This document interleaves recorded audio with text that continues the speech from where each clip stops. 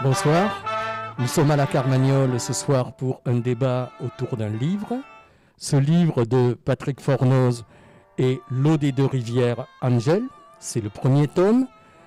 Donc nous sommes doublement contents parce que à la fois la Carmagnole est un lieu politique et culturel. Et ce soir, nous allons avoir tout le temps, en particulier avec Maria et les questions de Maria, qui va poser une série de questions à Patrick, de voir la qualité littéraire, les personnages, tout le travail qui a été fait autour de ce livre, et aussi parce qu'il y a un aspect politique qui est un contexte, je dirais, un moment avant la grande crise dans l'État espagnol, le coup d'État de Franco, la République, les avancées, la guerre civile. Donc, avant cette situation, qu'est-ce qui se passait ? Donc, pour nous, c'est très important. Voilà. Alors, voilà comment ça va se passer pour nous ce soir. Donc, Patrick, qui donc est l'écrivain, qui est par ailleurs médecin et qui est libertaire d'un point de vue personnel.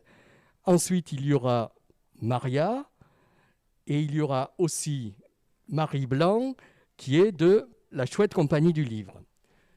Cela parce que s'il n'y avait pas eu la Covid, nous aurions eu une soirée beaucoup plus complète, ouverte dans la Carmagnole, d'une durée environ d'1h30, qui aurait intégré la présentation du livre, des lectures et de la musique. Bon, nous sommes dans la situation Covid, ce n'est pas possible, mais on va quand même essayer de rattraper cette affaire. Et donc la soirée va se dérouler de la façon suivante. Donc, la première partie, la première demi-heure, des gens qui ont l'habitude d'être ensemble et de travailler, donc vont travailler plus particulièrement sur l'aspect littéraire de ce livre, sa place, son travail. Et donc, c'est Maria et Patrick qui vont travailler. Il y aura, à différents moments, à 3 moments, Violette qui fera une lecture de texte. Et la deuxième partie, la demi-heure qui reste, la demi-heure suivante sera à la fois vos questions. Donc, nous vous invitons à envoyer sur le chat vos questions et nous les reprendrons. Et il y aura une discussion à partir de ça. Voilà, donc je vous invite à bien écouter et à voir et à apprécier, je l'espère, ce que nous allons vous proposer et surtout avec l'espoir d'avoir envie de vous donner à lire ce livre. Patrick, tu es médecin, tu as longtemps vécu en Catalogne française, tes parents, nés en Espagne, sont arrivés dans cette région en des temps convulsifs, en des temps incertains, à l'issue de la guerre d'Espagne. Ce roman, dont nous allons parler aujourd'hui, L'eau des deux rivières, Angèle, est ton 3e roman, publié comme les 2 autres chez Balzac Éditeur. Tu te présentes aujourd'hui comme écrivain. Tu as donc choisi la littérature. C'était une fatalité ? Bon, alors si vous me permettez, je vais d'abord m'éclaircir la voix, parce que manifestement, je vais être obligé de parler. Je disais que j'avais besoin de m'éclaircir la voix, parce que manifestement, je vais être obligé de beaucoup parler ce soir. Donc, merci d'abord aux camarades de la Carmagnole, à toute l'équipe de m'accueillir ce soir. Hein. C'était un petit peu compliqué, mais on a l'impression que ça va bien se passer. En tout cas, on a bien préparé tout ça. Donc, Maria, tu me demandes si ta question, si la littérature est une fatalité. Et si c'est une fatalité ? Alors, je vais répondre de suite que la littérature, non, c'est pas une fatalité. La littérature, c'est un choix plutôt. C'est un choix. Et alors, pourquoi ce choix ? Quand on te pose cette question aux romanciers, le plus souvent, ils répondent la même chose. C'est-à-dire que les romanciers écrivent le plus souvent pour échapper à une vie qui leur paraît un petit peu trop étriquée, en tout cas qui ne correspond pas tout à fait à leurs aspirations. Alors moi, en ce début de soirée, je suis désolé, mais je vais faire une réponse pas très originale. Je vais dire la même chose, que moi j'ai décidé d'écrire parce que je n'étais pas tout à fait satisfait j'avais l'impression qu'il me manquait quelque chose. Tu m'as présenté comme médecin. Au vrai, j'ai pas vraiment choisi d'être médecin. Quand j'étais gamin, alors elle est où la caméra ? Elle est là-bas. quand j'étais gamin, moi, je me projetais plutôt à l'image d'un des héros des bandes dessinées de mon enfance. Ce qui m'intéressait, moi, c'était de ressembler à Zorro, de ressembler à Batman, de ressembler à Robin des Bois. C'est comme ça que je voyais ma vie. Bon, il se trouve qu'on est tous les produits de son histoire. Et à l'époque où je vivais, à l'endroit où je vivais, j'ai pas eu la chance ni de croiser sur mon chemin ni le Joker, ni les Normands comme Robin des Bois, ni des gens qui m'ont permis de défendre une cause. Donc du coup, ce besoin d'action et d'activité, j'ai essayé de le mettre dans le sport. Et c'est le sport qui, pendant une grande partie de ma vie, a comblé ce besoin de dépenser mon énergie. Voilà. Alors à l'époque, je vais revenir à l'écriture, hein. À l'époque, quand on faisait du sport, quand on aimait le sport, on n'avait pas beaucoup d'imagination, donc on se voyait prof de gym. Et moi, pour des raisons sur lesquelles je vais pas m'étendre aujourd'hui, il s'est trouvé que j'ai pas pu devenir prof de gym, et les circonstances ont fait que je suis devenu médecin. Voilà. Et une fois que je suis devenu médecin, j'avais déjà raté ma carrière de héros, puisque j'étais pas devenu ni Batman ni Robin des Bois. J'avais aussi un petit peu raté ma carrière sportive, puisque je me voyais aussi champion olympique.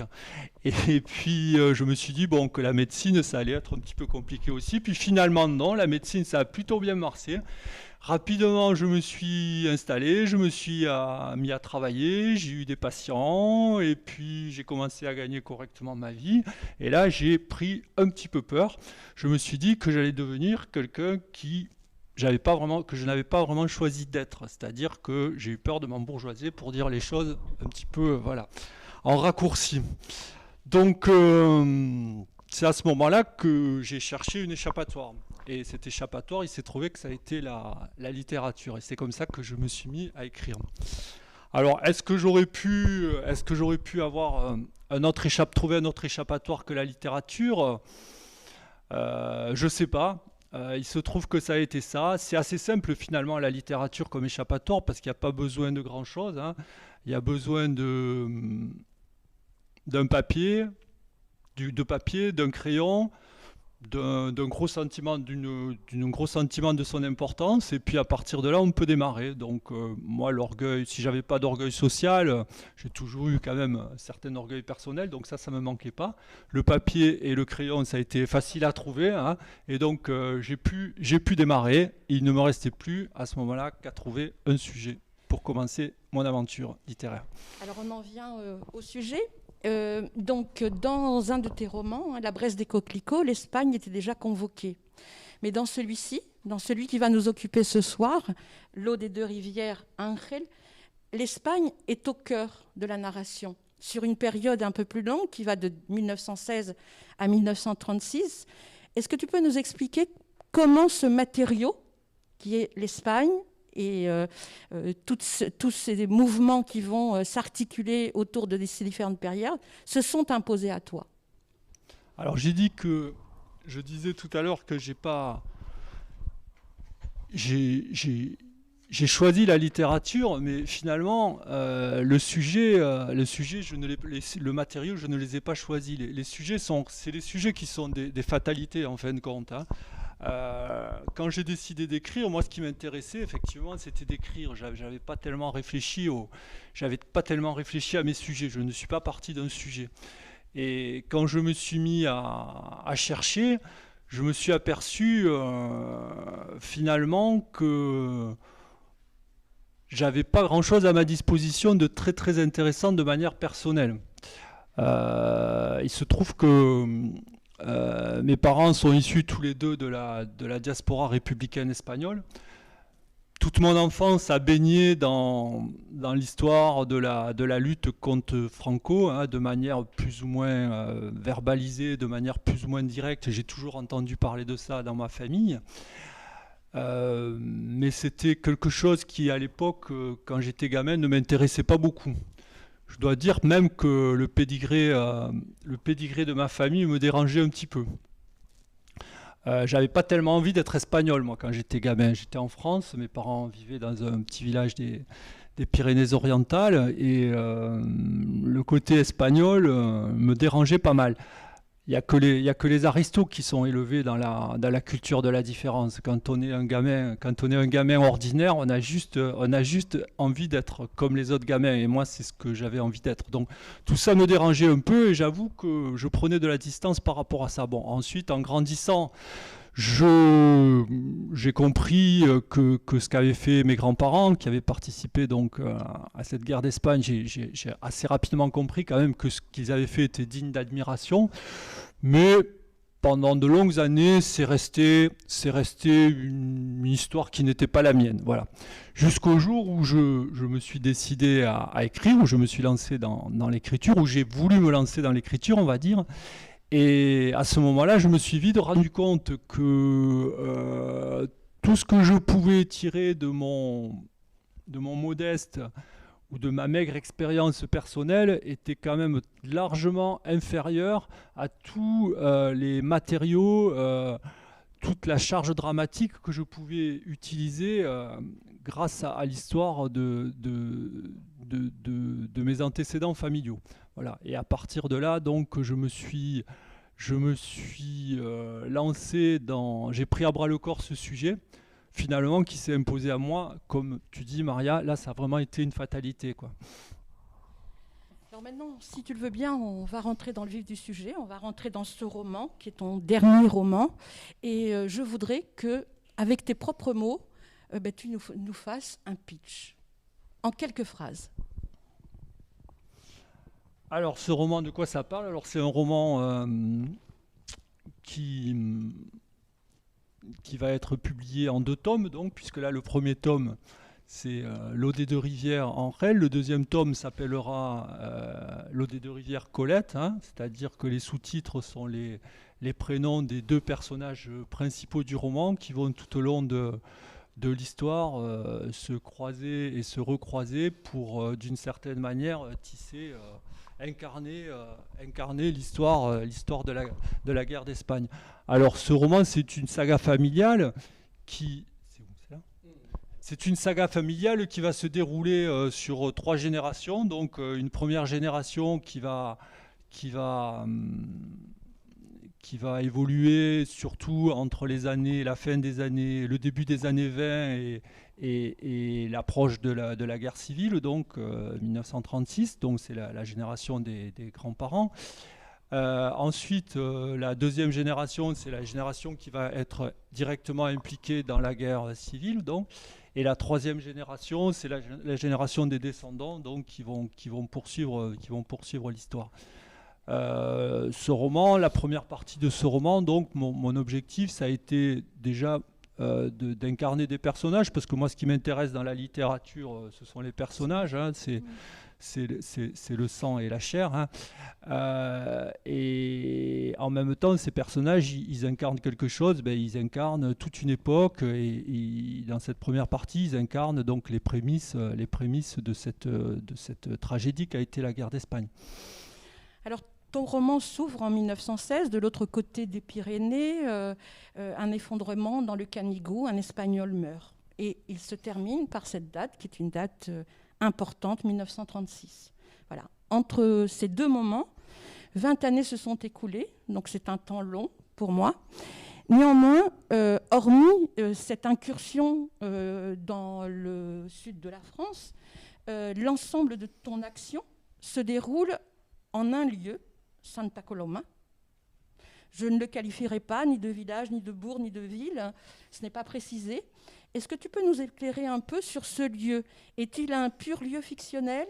Est-il le fruit de différents villages, petites villes de la Catalogne que tu connaîtrais par tes lectures ou par tes visites?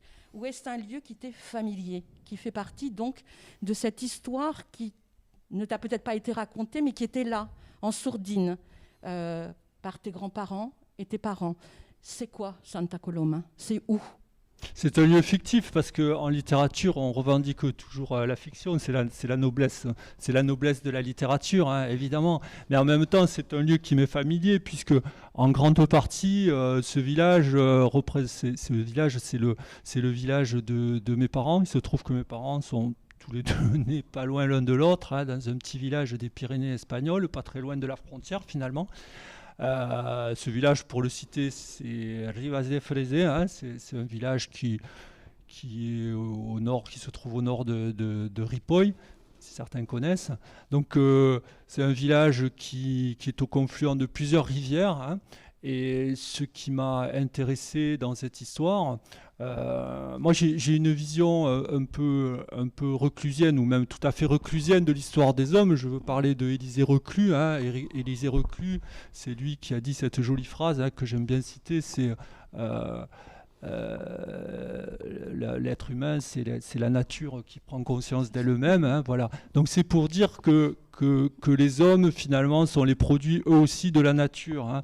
Donc je suis parti de ce village, et je suis parti de les hommes finalement sont le produit de leur environnement. C'est leur environnement, c'est la nature qui se trouve autour d'eux, qui les modèle dans leur développement.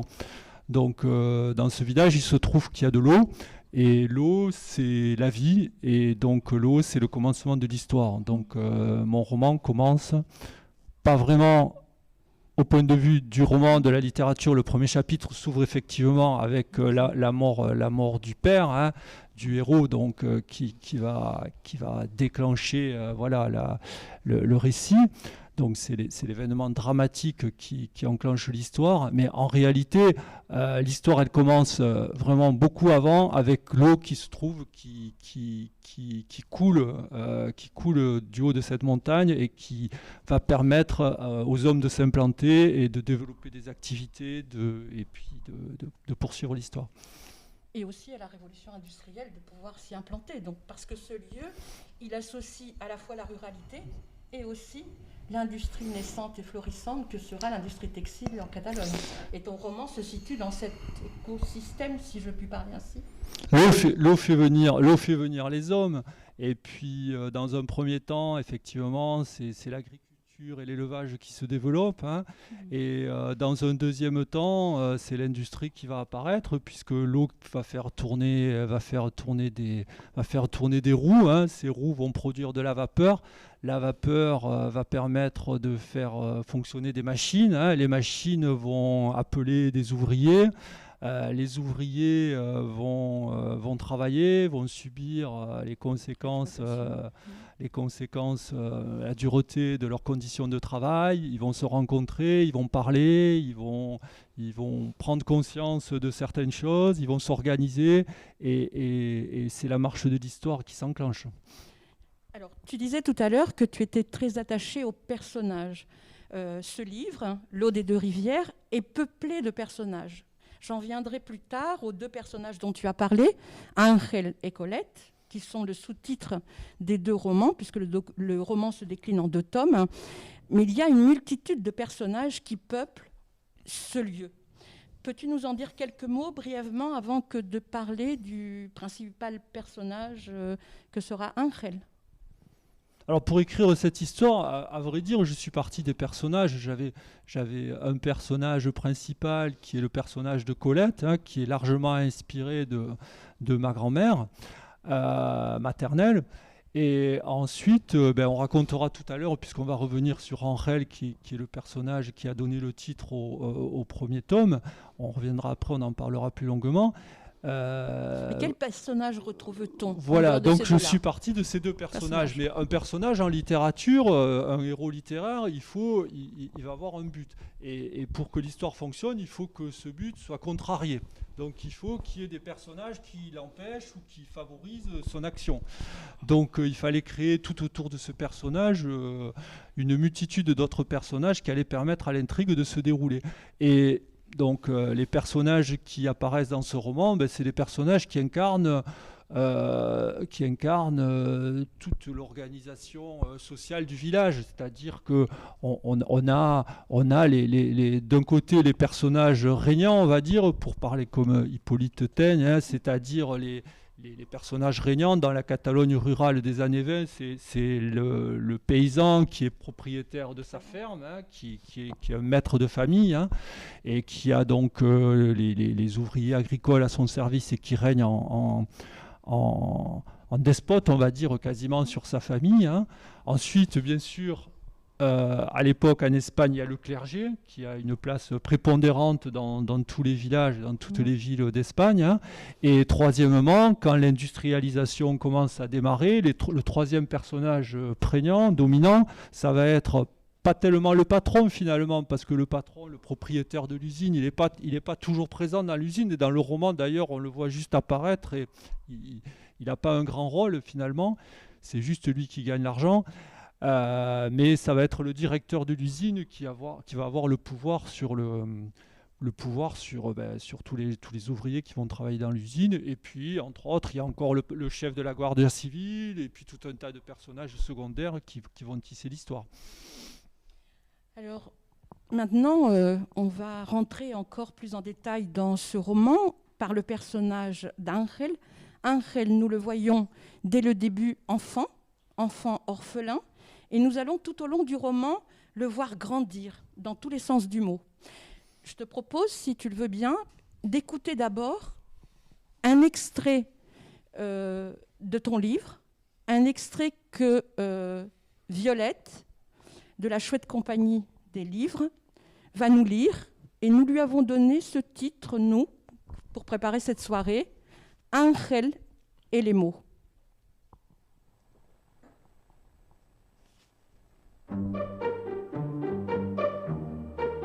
Ángel avait toujours adoré les mots. Même quand il ne les comprenait pas, il se délectait de les entendre. Un énergumène, les vertus cardinales, ou encore le mystère de la transsubstantiation. Tous ces termes sonnaient magnifiquement, ils donnaient à rêver. Et puis Ángel était entré à l'école et avait appris qu'un énergumène était quelqu'un qui faisait beaucoup de bruit mais n'était pas vraiment fiable, comme l'Anselmo sur sa charrette. Les 4 vertus cardinales étaient la justice, le courage, la loyauté envers les siens et la sobriété. Justice, courage, loyauté. Ángel trempait sa plume dans l'encrier et reproduisait dévotieusement sur son cahier le quartet gagnant inscrit au tableau par le Señor Cifuentes. Au fur et à mesure qu'il traçait les pleins et les déliés, Ángel avait l'impression de voir la quintessence de ses vertus se matérialiser sous ses yeux.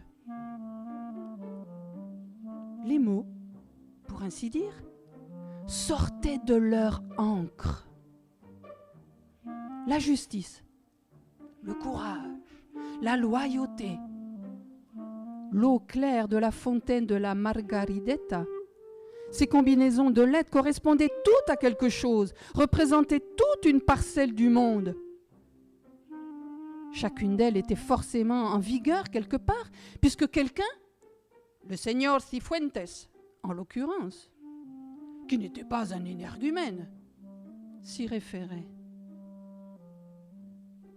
Aussitôt dégagés de leur mystère, « Merci, Señor Cifuentes !» Ces mots étaient à sa disposition. Ángel se hissait alors sur le dos de la justice, du courage, de la loyauté. Il s'agrippait à leurs flancs et, convaincu de s'envoler vers des vérités toujours plus élevées, il se laissait emporter par leurs ailes. La langue espagnole regorgeait de mots. Grâce à eux, Ángel comptait aller toujours plus loin, monter toujours plus haut, jusqu'à atteindre l'ultime secret, le dernier mot du monde, c'est-à-dire, tout bonnement, le bon Dieu sur son trône. Et son amour de père disparu, qui se trouvait à ses côtés. Alors Patrick, Ángel, que nous entendons, est-il un pur personnage de fiction ? Alors Ángel, c'est un personnage que j'ai eu beaucoup de... C'est une longue quête pour moi, Ángel. C'est un personnage que j'ai eu beaucoup j'ai eu beaucoup de mal à construire. Quand j'ai commencé à écrire, il y a plus de 20 ans maintenant, que j'ai essayé de commencer, je me suis lancé dans l'écriture, j'ai commencé à tourner autour de mon sujet sans vraiment y entrer de plein pied parce que je sentais que je n'avais pas encore la matière nécessaire. Dans ma famille, j'avais beaucoup de témoignages de femmes et j'ai pas eu la chance de connaître mon grand-père paternel qui a participé à la guerre d'Espagne. J'avais pas des relations extrêmement proches avec mon grand-père paternel. Mes grands-oncles sont partis assez vite aussi avant que je m'intéresse au sujet. Donc j'avais surtout des comptes rendus, des témoignages de femmes. Donc j'ai été relativement embêté pour mes personnages masculins. Alors quand j'ai commencé à écrire, j'ai tourné un petit peu autour du pot et le premier roman que j'ai écrit, j'ai fait intervenir un personnage masculin qui ne se dévoilait pas tout à fait comme espagnol. C'était un personnage qui était vu à travers un autre personnage féminin, un personnage qui manifestement portait en lui une défaite, une blessure secrète dont il n'avait pas envie de parler. Et il était décrit à travers les yeux de cette vieille dame en déperdition conjugale, on va dire, un peu comme dans le film Fenêtre sur cour, qui l'observe et qui essaie de comprendre qui il est. Voilà, j'ai écrit ce livre. On va dire que l'Espagne ne disait pas son nom dans cette histoire-là. Et ce livre, comme il fallait s'y attendre, c'était mon premier roman. Il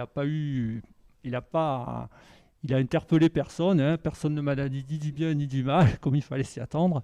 Donc, je me suis rendu compte qu'il fallait quand même que je creuse davantage mon sujet.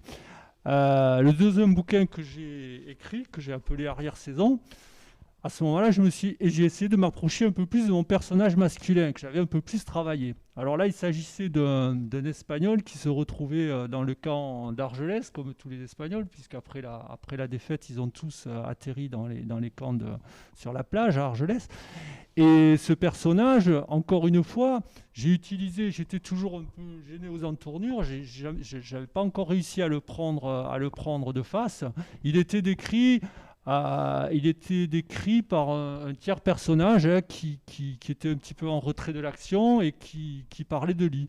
Ce personnage, il arrive dans une ferme, il se fait embaucher dans une ferme en France et il fait la rencontre donc d'une espèce de trimardeur un petit peu voyou sur les bords qui tombe fasciné, hein, par cet Espagnol qui représente quelque part une révolte consciente, hein, par rapport à lui qui est un révolté un peu brut, hein. Et donc il s'amourage de ce personnage et il le décrit. Et donc à la fin du roman, j'avais mis un exergue d'une phrase que j'aime bien, qui est une phrase de Jean Malaquais qui dit l'homme est un crabe optimiste qui espère toujours que les ailes qu'il a dans le dos vont se déployer. Et donc à la fin de mon roman, le personnage du trimardeur là finit par se sauver grâce à la rencontre de cet Espagnol. Mais finalement, le destin de cet Espagnol, on ne le connaît pas beaucoup et j'avais encore raté mon personnage. Voilà. J'ai continué à écrire et j'ai publié le troisième roman qui s'appelle La Braise des coquelicots. Donc j'ai continué à chercher ce personnage masculin que je ne trouvais toujours pas. Et il se trouve que, alors mon inspiration là, elle est venue de mon expérience d'interne. À l'époque, je travaillais dans ce qu'on appelait à l'époque des mouroirs, hein, de manière péjorative, hein, qui actuellement on appelle ça des centres de long séjour. C'était un hôpital donc où il y avait beaucoup de vieillards au bout du rouleau. Et moi, je travaillais là-bas et j'avais fait la rencontre d'un vieux monsieur qui était dans ce service que personne ne venait voir. Personne ne venait le voir. Il était aveugle, il n'y voyait pas parce qu'il avait une pathologie de la rétine. Il ne parlait pas parce que je ne sais plus pour quelle raison il était aphasique. Et il n'entendait pas non plus. Donc il était tout seul dans son lit. Et les filles de service qui venaient le nourrir, pour s'approcher de lui et pour pouvoir s'occuper de lui faisaient un signe sur la poitrine parce que sinon il ne se laissait pas faire, il ne se nourrissait pas. Et du coup, moi je me suis posé des questions quand je l'ai vu, j'avais déjà un peu l'esprit littéraire à ce moment-là. J'ai repensé à une phrase de Borges qui dit que celui qui ne sait pas dire son nom ne pourra pas entrer au paradis. Voilà, le nom, ça veut dire qui on est, qu'est-ce qu'on a fait dans la vie, et à la fin de sa vie, c'est la question qu'on se pose, c'est la question de la synthèse. Et à partir de là, de longues années plus tard, je me suis servi de ce personnage pour écrire mon 3e roman, donc La Bresse des Coquelicots. J'ai imaginé que ce personnage pouvait très bien être un vieil anarchiste espagnol qui finissait ses jours dans cet hôpital oublié de tous, avec ses filles de service que j'ai transformées dans mon histoire en bonne sœur, parce que je trouvais ça intéressant de me dire que ce vieux bonhomme qui avait passé toute sa jeunesse à incendier des églises, à la fin de sa vie, il se trouvait nourri par les belles sœurs et qui lui faisait sur la poitrine à chaque fois un signe de croix pour l'amadouer et l'apaiser et qui pouvait lui permettre de nourrir. Donc le sujet du roman, en fait, c'est la quête de l'identité de ce personnage qui est faite à travers le héros du roman, qui est un jeune étudiant là, qui se retrouve là, dans lequel je me suis projeté. Hein. Et donc cette quête, finalement, c'est la quête de l'anarchisme espagnol qui a été un peu l'oublié de l'histoire. Hein. Bon, le roman a plu, hein, j'ai eu des retours assez sympathiques. Les gens ont bien aimé cette histoire parce qu'il y avait une intrigue qui fonctionnait pas mal. Donc j'étais content, mais en même temps, j'ai toujours gardé un goût d'inachevé parce que finalement, ce personnage, j'avais réussi à travers ce personnage à ressusciter le mouvement anarchiste espagnol, puisque j'avais bien réussi à parler du mouvement anarchiste espagnol, mais le personnage réel, la chair et le sang de ce personnage, je trouvais que je ne l'avais pas bien représenté. Et évidemment, je ne l'avais pas bien représenté parce que je ne le connaissais pas. Et puis donc j'ai continué à travailler, j'ai continué à écrire et j'ai continué à creuser mon sujet de la guerre d'Espagne pour me lancer finalement dans le roman là que nous présentons ce soir, donc Clos des Deux Rivières. Et pourquoi j'ai pu écrire ce roman? Parce que finalement j'ai fait la rencontre de ce personnage. Alors comment je l'ai faite, la rencontre de personnage? J'aime bien le raconter parce que c'est une anecdote qui est assez significative. Dans mon village où je retourne souvent, où j'ai gardé des importants liens d'amitié, il se trouve que j'avais un ami qui à l'époque travaillait dans une déchetterie. Et qu'est-ce qu'ils font les gens qui travaillent dans les déchetteries? Ils récupèrent beaucoup ce que les gens jettent, parce que les gens jettent beaucoup de choses qui ne mériteraient pas d'être jetées, et notamment ils jettent beaucoup de livres. Alors mon ami, qui savait que j'aimais beaucoup les livres et que entre autres je me passionnais pour la guerre d'Espagne, un jour il me dit: Patrick, tu sais, j'ai trouvé un gros stock de livres sur la guerre d'Espagne, ça va beaucoup t'intéresser, donc il faut que tu viennes et puis tu vas voir, ça va être super. Donc je suis allé, je l'ai accompagné dans sa déchetterie où effectivement il y avait des montagnes de livres, hein. Et donc il m'a sorti une bonne pile de livres sur la guerre d'Espagne. Alors la plupart, je les connaissais, hein, parce que j'avais déjà lu beaucoup de choses sur la guerre d'Espagne et j'avais déjà ma bonne collection à moi. Et au milieu de ces bouquins, il y avait un bouquin que je ne connaissais pas, c'était un petit ex-folio comme ça, écrit probablement à compte d'auteur, avec une couverture toute écornée, toute déchirée. Et le titre de ce bouquin, c'était Conciencia Adentro, en espagnol. En français, ça veut dire conscience intérieure.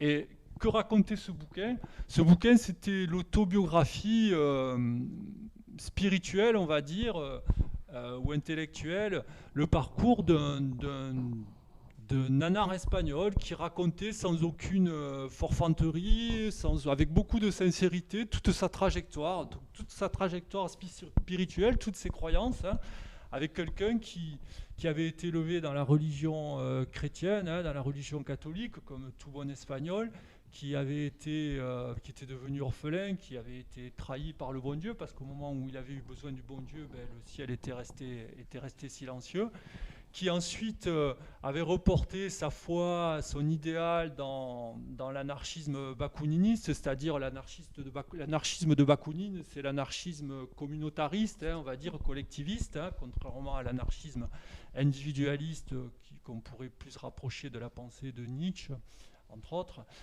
Donc qui avait reporté cette foi, cette croyance dans la collectivité, qui ensuite continue à évoluer et qui, au moment de la guerre, est déçu est désillusionné par le comportement des masses, la guerre, donc les masses qui commettent des actes atroces finalement, et puis qui continue à avancer, qui renonce et qui se désillusionne d'un tas de choses pour finir dans le nihilisme le plus complet, hein. Et finalement, moi, j'ai fait la rencontre de cet homme dans une benne, hein, puisque son bouquin, son autobiographie avait fini dans une benne. Alors, je trouvais que symboliquement, c'était très intéressant, et ce bouquin m'a passionné, et je me suis dit que là, avec ce personnage-là, j'avais trouvé mon personnage qui allait pouvoir me permettre d'écrire mon ultime bouquin sur la guerre d'Espagne. Ça sera peut-être le dernier. Oui, et quand on a lu le roman, bien évidemment, dans la présentation que tu viens de faire, on y retrouve un certain nombre de thèmes qui seront associés à ce personnage qui est Ángel et qui, comme je le disais précédemment, grandira tout au long du roman. Il y a un autre personnage qui a toute son importance et qui est Colette. Je crois savoir que le sous-titre du 2e tome sera Colette. Alors Colette, c'est un personnage qui naît un peu plus tard, qui n'est pas tout à fait du même milieu social que Ángel, puisque Ángel est d'un milieu social, nous allons utiliser un mot très à la mode, humble, hein, on va dire comme cela, alors qu'elle, elle naît déjà dans une famille qui a une autre dynamique sociale. Voilà. Et cette Colette, où l'as-tu trouvée ? Là, tu dis, dans ta présentation, tu dis qu'il y avait peu de contact avec la gente masculine dans ta propre histoire, mais que plutôt peuplée de femmes. Est-ce une femme de ta famille qui t'a inspiré ce personnage de Colette ? Oui, bien sûr, je l'ai dit tout à l'heure, hein, Colette, il est largement inspiré par le personnage de ma grand-mère, qui était un personnage... c'était quelqu'un pour qui j'avais beaucoup d'amour, hein, de qui j'étais très proche, hein, c'était... une personnalité solaire, quelqu'un qui faisait l'unanimité autour d'elle, hein. Et donc j'ai partagé beaucoup de choses avec elle, et un jour quand je me suis décidé à écrire, je lui ai demandé de me raconter tout ce qu'elle savait. Donc on s'est régulièrement vus tous les deux, on a partagé des repas au restaurant pour aboutir à un petit bouquin, hein, d'une 150aine de pages que j'ai fait éditer à compte d'auteur, hein, pour elle, qui était le récit de sa vie, où j'ai déjà commencé à entasser un certain nombre de matériaux que j'allais ensuite exploiter dans le 2e livre. Alors si Ángel, dès le début, est un personnage tragique, hein, puisque la tragédie l'emporte en lui. Ángel, c'est un orphelin. Son père meurt rapidement, il se retrouve tout seul, donc il est marqué du sceau de la tragédie. Colette, c'est l'inverse. Colette, c'est un enfant de l'amour, hein, comme on disait, Maria la dernière fois, c'est un enfant de l'amour, puisque son père a choisi de se détacher du milieu dans lequel il vivait. Il a choisi d'abandonner la ferme familiale et l'héritage familial.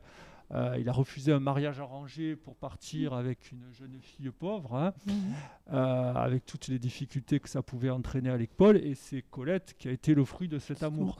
Donc Colette, c'est quelqu'un qui va vivre finalement dans une famille aimante, hein, avec un père qui est quelqu'un qui prend la lumière. Dans le roman, à un moment donné, il y a des gens dans les lignées familiales qui rompent le destin, ou qui réorientent le destin, on va dire, hein, qui réorientent le cours de la rivière, puisque dans le roman, vous l'avez compris, les deux rivières symbolisent aussi le destin des deux personnages.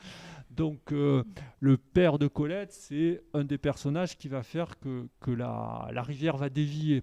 Et la rivière, elle va dévier pour donner naissance à Colette, qui va grandir finalement dans l'insouciance, hein, avec une certaine facilité, et qui va devenir une héroïne tragique au fur et à mesure, surtout dans le 2e tome, puisque ce sont les circonstances historiques dans lesquelles elle va se trouver emportées qui vont la faire se découvrir et accéder, voilà, à la dimension d'une véritable héroïne de roman.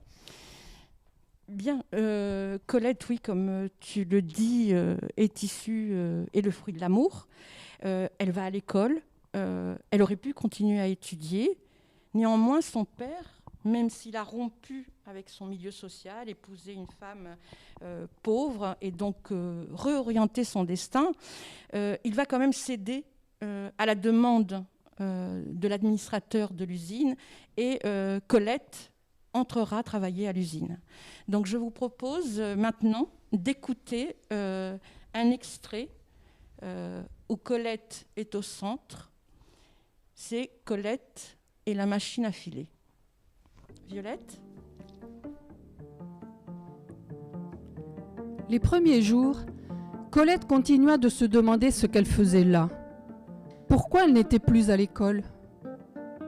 Puis, elle s'adapta à sa nouvelle vie. Elle avait toujours entendu sa mère parler des machines à filer. Elle les avait à présent devant ses yeux. Des immenses mastodontes alignés à la queue leu-leu qui crachaient des kilos de poussière et faisaient un bruit épouvantable. De leur ventre sortaient des cordons de coton plus fins que le petit doigt. Puis le coton passait entre des planches qui montaient et qui descendaient. Quand ça montait, ça tirait le fil. Et quand ça descendait, le fil s'enroulait autour de la bobine. Colette avait été placée à côté d'une ouvrière confirmée, afin de la seconder dans son travail. Sa tâche consistait à enlever les bobines pleines pour les remplacer par des vides. Elle devait aussi surveiller le déroulé des fils. Lorsqu'un fil cassait, il fallait qu'elle intervienne le plus rapidement possible. C'est la première chose qu'on lui avait appris à faire. Changer les bobines. Réparer les fils à l'aide d'un nœud qui s'appelait le nœud du tisserand. Certaines machines fonctionnaient moins bien que d'autres. Sur ces machines-là, les fils classaient plus souvent. Heureusement, Colette était tombée sur une machine assez fiable qui lui donnait un peu de répit, car il fallait suivre le rythme. Colette commençait à 5 heures du matin et finissait à 2 heures de l'après-midi. Elle ne s'était jamais levée aussitôt. Elle était toujours en train de bâiller.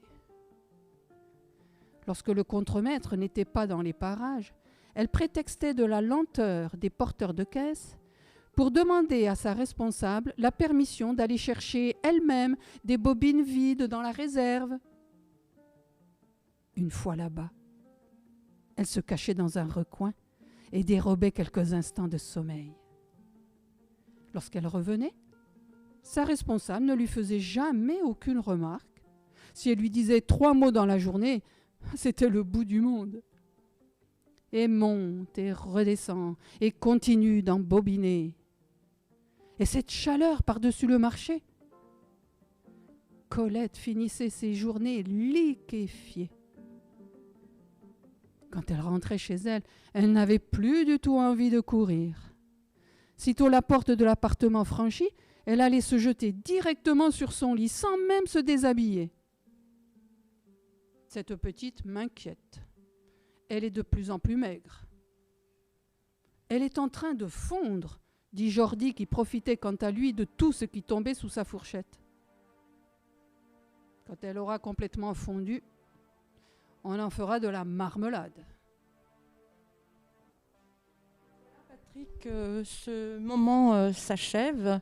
Non pas que je n'ai pas d'autres questions, nous n'avons fait qu'effleurer le roman, mais je pense que le moment est venu de répondre aux questions que vous, téléspectateurs, vous qui êtes assis chez vous et qui regardez avec passion ce que nous vous proposons. Les questions, eh bien, c'est Francis qui va se faire votre porte-parole, les poser à Patrick, et Patrick se fera un plaisir d'y répondre. À toi, Francis. D'essayer d'y répondre. Bien. Je crois qu'il y a... On n'a pas réponse à tout. Les romanciers n'ont pas réponse à tout. Ils posent aussi des questions. Mais nous n'allons pas te demander tout ça. Mais il y a quand même une première question qui renvoie, parce que je pense que, en particulier, dans les gens qui militent à gauche, connaissent quand même un petit peu la partie guerre civile, toutes ces choses-là, les brigades internationales et autres. Mais la situation de l'époque avant, c'est-à-dire qu'est-ce qui a créé, pourquoi on en est arrivé là, ce sont des choses qui sont moins connues. Et donc, par exemple, dans ton roman, il y a plusieurs choses qui reviennent et qui visiblement questionnent. Voilà, c'est quand même quelle était la réalité à ce moment-là. Il y a la question de l'école, par exemple. On sait qu'à cette époque-là, en Espagne, il y avait un niveau d'analphabétisme très important. Alors, il y a une discussion, c'est à savoir si c'est 30 ou 40%, mais enfin, un niveau d'analphabétisme très important. Et donc, on voit là que soit Colette a la chance d'aller à l'école de l'usine, soit Angel, il va chez les curés avec tout ce que ça veut dire, y compris la violence et ainsi de suite. Donc, cette question-là, qui n'est pas gagnée, c'est pouvoir aller à l'école et l'enjeu. La deuxième chose, un petit peu par rapport à ça, c'est aussi la place de l'Église, qui est quand même une place on le voit dans le livre, et ce qu'on peut savoir, une place très très importante. Il y a un moment où ce qui pourrait, pour des gens comme moi, prêter à sourire, mais je pense qu'il faut le prendre très sérieusement, c'est quand, pour la question de l'eau que tu as évoquée à différentes reprises, donc comme l'évêché refuse que l'eau passe sur les terres de l'évêché, que évidemment les gens ne sont pas contents du tout, ni le conseil municipal, ils portent plainte contre l'évêché, et que fait l'évêché ? Il excommunie tous les gens du conseil municipal et tous ceux qui seraient d'accord avec le conseil municipal. Donc, mais ce qui, dans ces années-là, était quelque chose de très grave. De violent. De violent. Donc, il y a un peu sur ce contexte-là, peut-être y revenir et les réalités sociales de ce moment et des difficultés. Je reviendrai après, peut-être, mais sur des choses qui sont pointées, comme déjà les luttes sociales sur la journée de 8 heures, sur des choses comme ça. On y reviendra, mais peut-être déjà un peu sur la réalité sociale, l'école, l'église. Sur l'école, peut-être on peut commencer à parler de l'école. L'école, c'est vrai que l'école en Espagne, déjà il y a ceux qui pouvaient y aller et la majorité qui n'allaient pas à l'école, puisque les gens dans les années 20, dans les campagnes, travaillaient dans les usines, un peu comme à Manchester au 19e siècle dans les manufactures. Souvent les gamins étaient à l'usine à l'âge de 7 ou 8 ans, ils travaillaient 8 heures ou 10 heures, enfin pas 8 heures, 10 heures par jour dans les usines. Donc aller à l'école, c'était déjà pas donné à tout le monde. Et puis ceux qui allaient à l'école, le plus souvent, les écoles, effectivement, elles étaient sous la coupe de l'église, des curés, avec tout ce que ça signifie. Donc on n'était pas loin certainement de leur apprendre que la terre était plate. En tout cas, c'était l'école de la soumission. Alors moi, mon roman, il est écrit volontairement. Voilà, c'est un point de vue subjectif. La guerre d'Espagne, c'est pas que le mouvement anarchiste, loin de là. L'anarchisme, ça fait partie de l'histoire de la guerre d'Espagne, mais il n'y a pas que ça. Il y a un tas de gens qui ont défendu d'autres idéaux. La guerre d'Espagne, c'est un peu le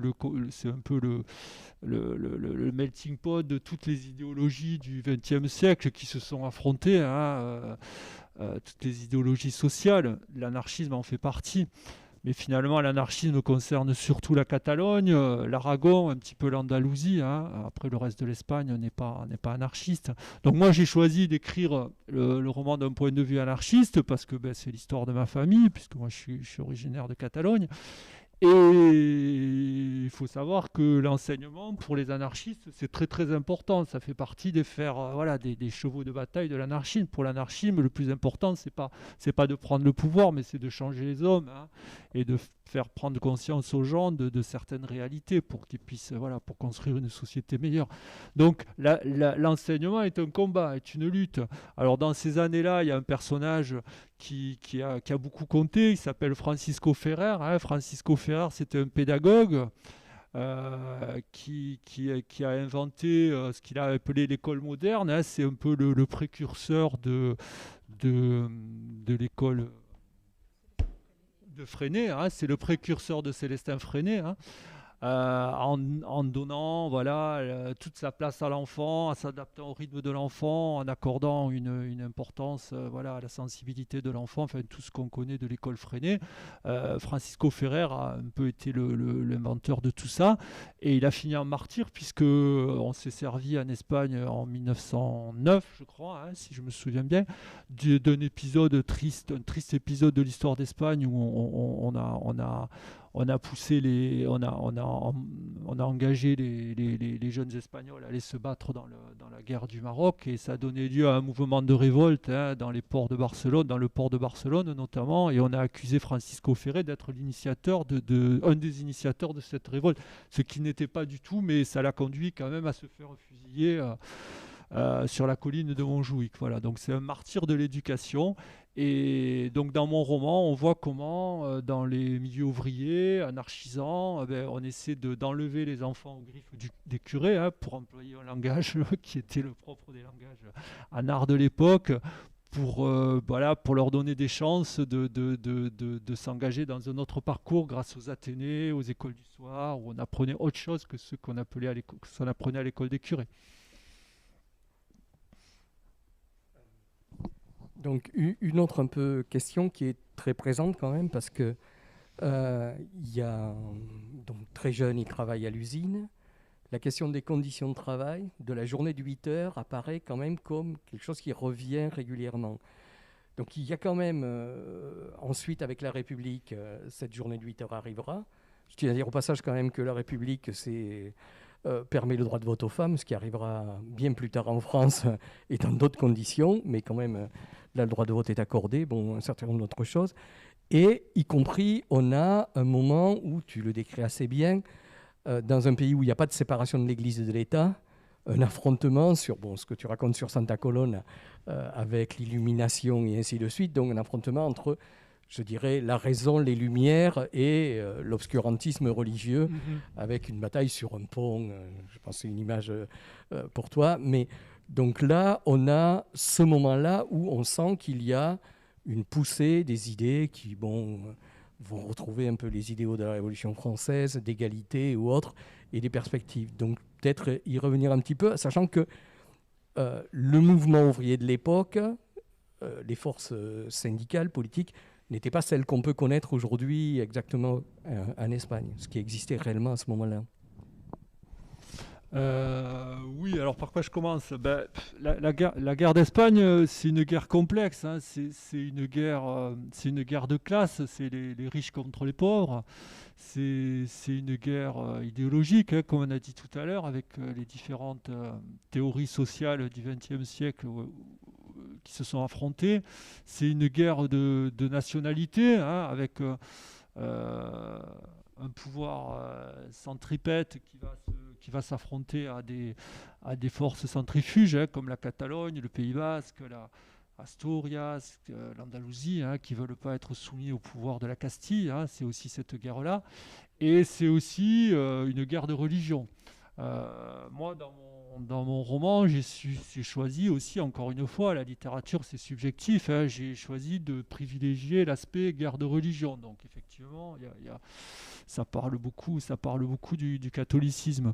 Donc ce que tu décris sur le pont, c'est les premières escarmouches, on va dire, de ce qui allait devenir quelques années plus tard, ce qui allait être beaucoup plus tragique quelques années plus tard, parce que à ce moment-là, les affrontements entre les idéologues de la religion, qui étaient le plus représentés par le mouvement carliste, on va dire, qui revendiquait le Christ roi, là, qui défendait une branche minoritaire. Bon, c'est un peu compliqué, on ne va pas rentrer là-dedans, mais qui défendait une branche minoritaire là, de la royauté, contre celle des Bourbons, mais qui étaient surtout des combattants du Christ, donc qui étaient terribles, parce que comme tous les idéologues, ils étaient emportés par leur foi. C'est Voltaire qui a dit si vous réussissez à faire croire des hommes des absurdités, vous allez pouvoir leur faire commettre toutes les horreurs que vous voulez. Voilà. C'est un peu ce qui se passe en Espagne, c'est ce à quoi on assiste maintenant aussi avec l'islamisme, et c'était un petit peu le lot aussi, c'était beaucoup le lot aussi de ces requêtés, comme on les appelait, en Espagne. Voilà. Et donc ce que je décris dans ce premier tome, c'est les escarmouches, c'est des choses qui dans le roman sont traitées de manière un petit peu légère, finalement, parce que le curé, il a baptisé quand même tous ces gamins, parce que même les anards, ils sont passés à l'église, et puis finalement ils ont été formatés à l'école du christianisme.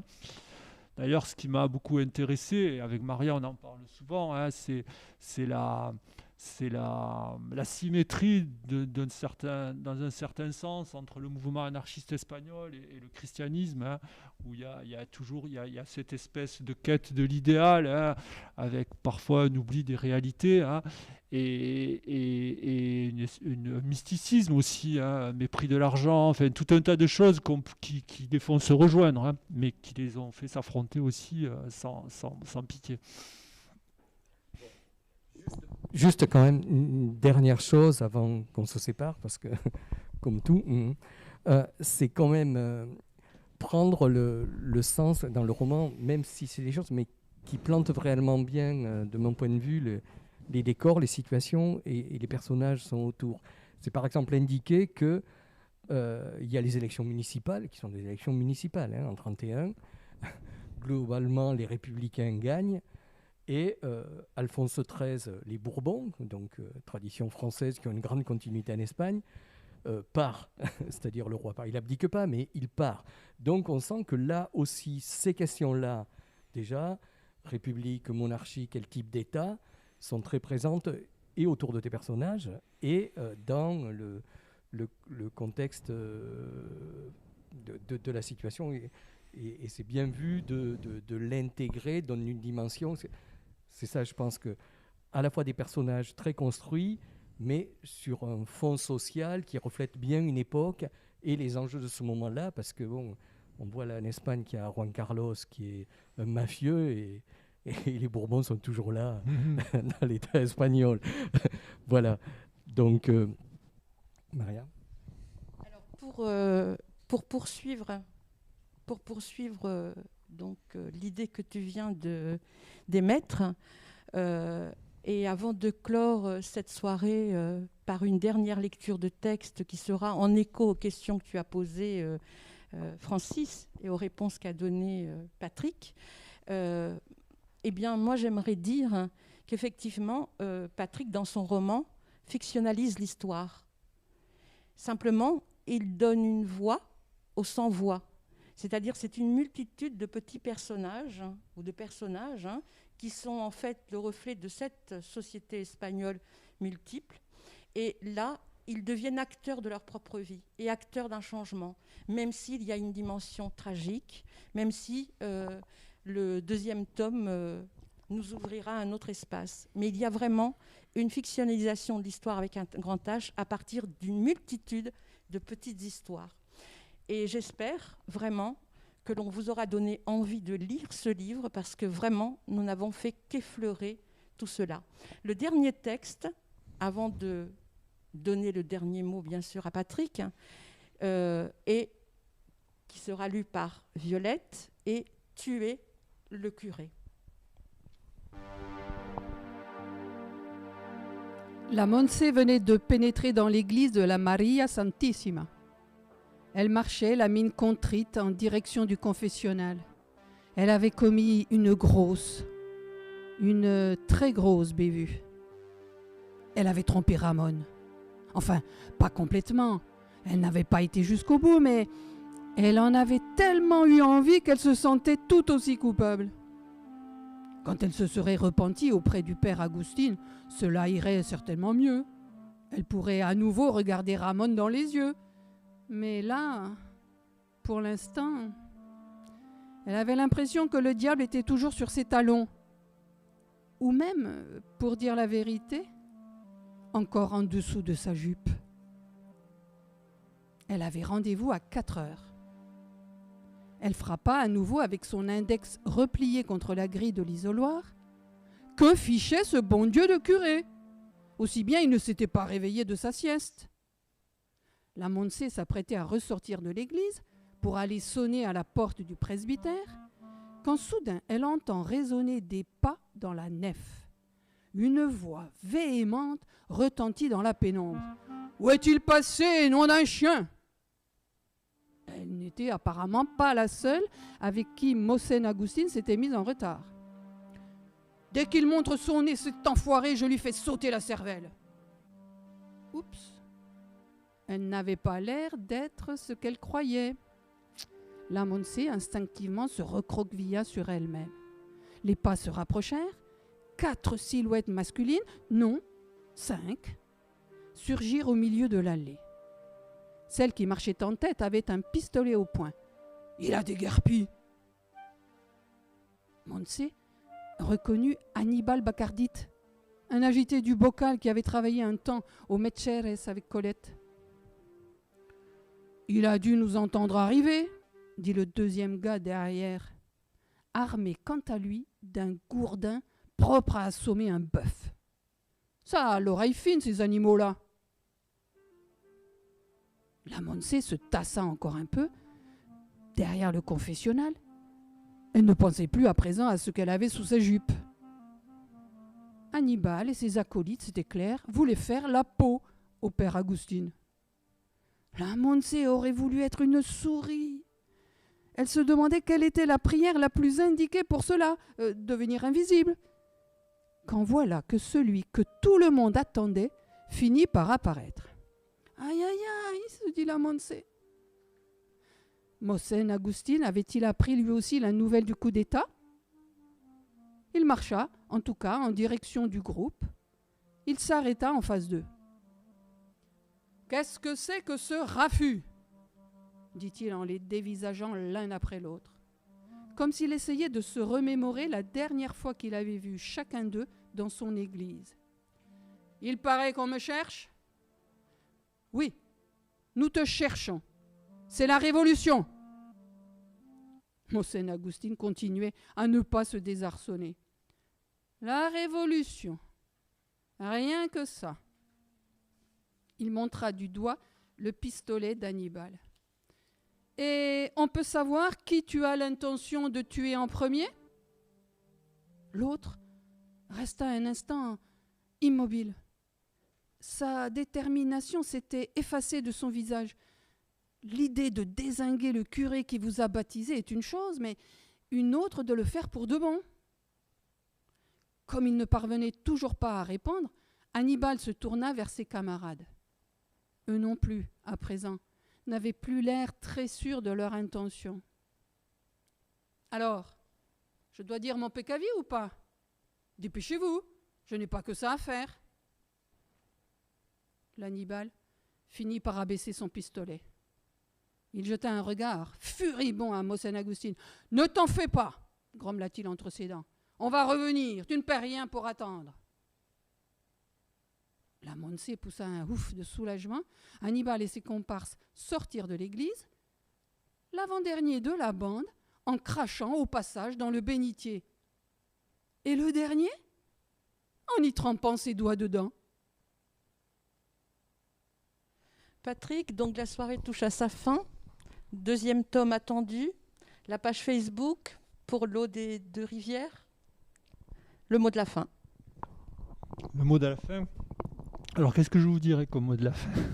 Donc, ce premier tome, en réel, on pourrait dire que pour envoyer au texte de Malraux, l'espoir, ce premier tome, c'est le tome de l'illusion, hein. Et puis le second tome qui va suivre, qui s'appellera donc l'eau des deux rivières, Colette, hein, la deuxième rivière, là, qui va constituer le fil du destin. Le deuxième tome, ça va être le roman de la désillusion, parce qu'après les illusions, dans l'histoire des hommes, vient souvent la désillusion, malheureusement. Et les voies de salut, là, donc, ne vont plus être collectives, mais elles vont être individuelles. Mais comme je suis quelqu'un d'optimiste, je pense que si on n'arrive pas à se sauver collectivement, on peut toujours se sauver individuellement. Voilà, donc c'est de ça que va parler le deuxième tome.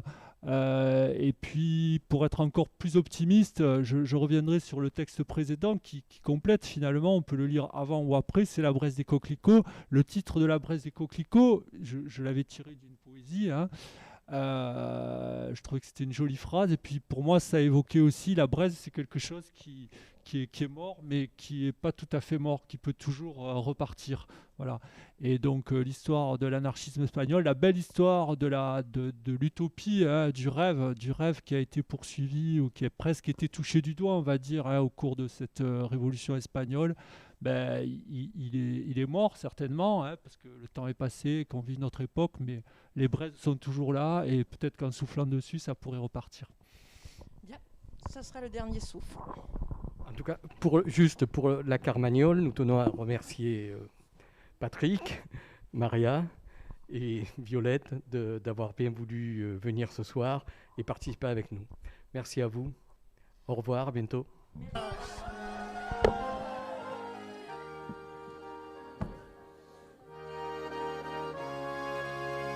Puño levantado.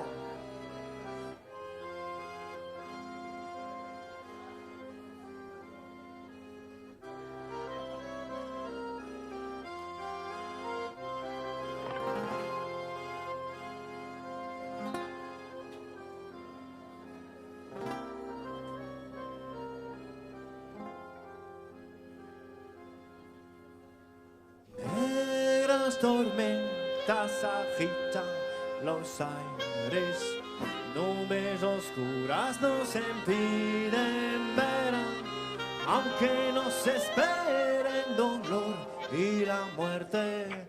Contra el enemigo nos manda el deber, el bien más preciado es la libertad. Hay que defenderla con fe y con valor, alza la bandera revolucionaria que lleva el pueblo a su emancipación.